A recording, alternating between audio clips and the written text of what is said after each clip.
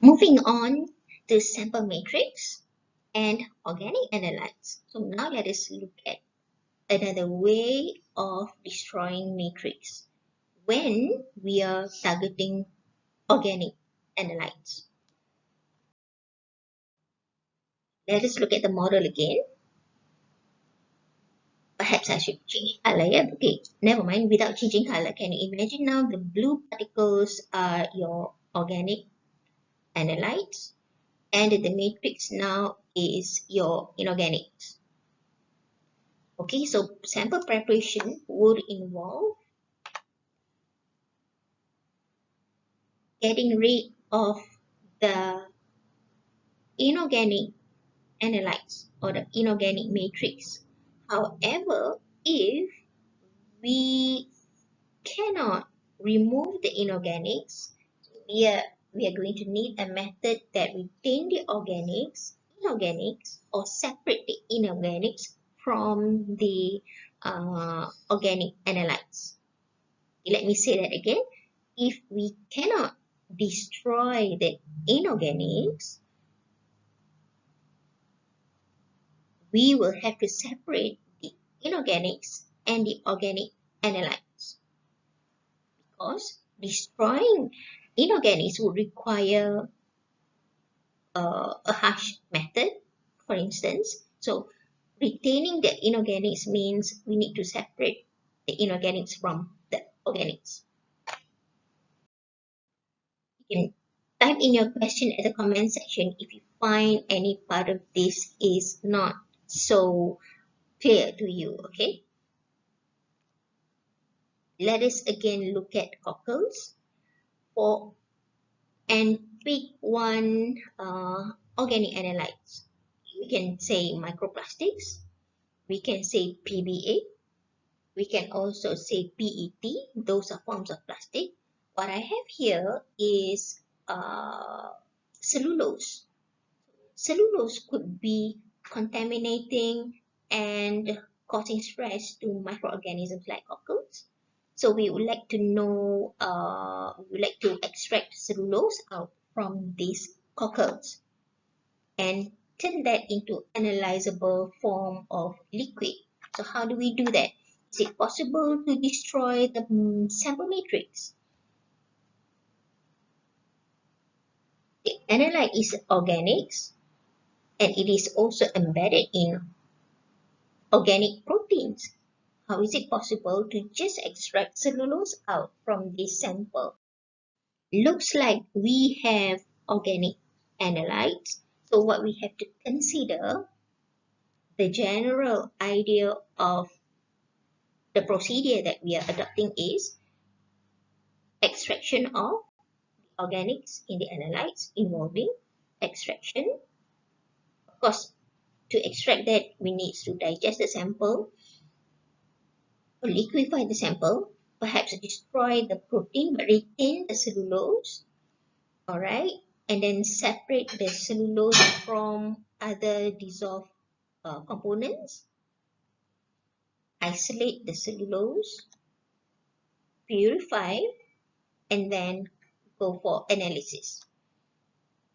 We can also think of analyzing proteins or contaminants in this ink, tattoo ink on printed on a human skin, for instance.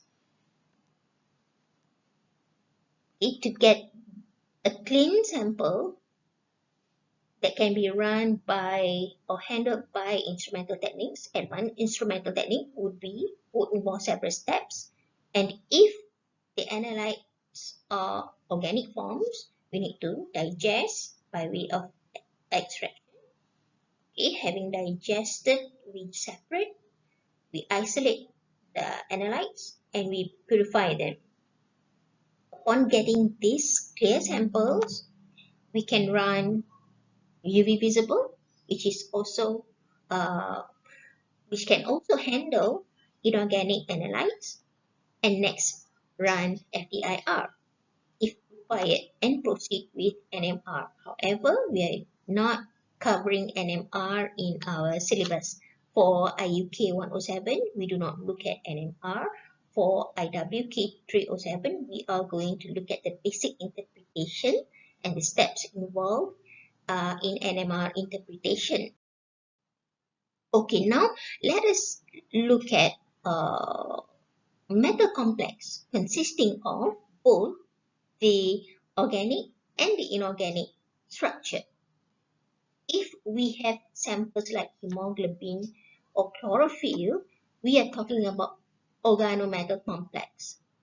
What we are saying is the analytes consist of both organic structure and the inorganic component.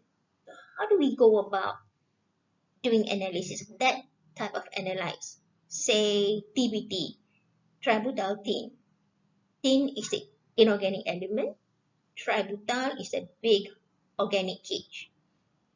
If that's the type of sample that we have to handle, consider checking the literature. Okay? Because specific separation units like SPE or phase separation tubes are required, and they come in various types. You need to be selective so that you retain only tributyltin.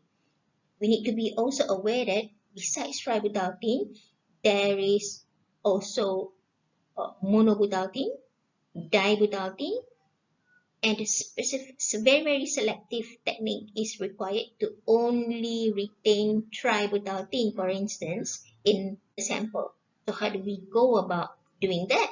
So check the literature to know exactly the types of phase separation units that we need to buy to run the sample preparation step in order to really just retain tributyltin. Tributyltin or TBT is just an example, okay?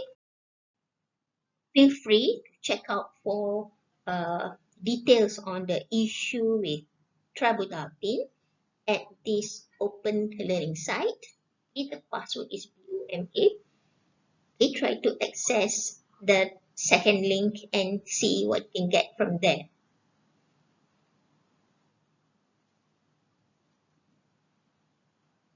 See you in the next video. Bye bye.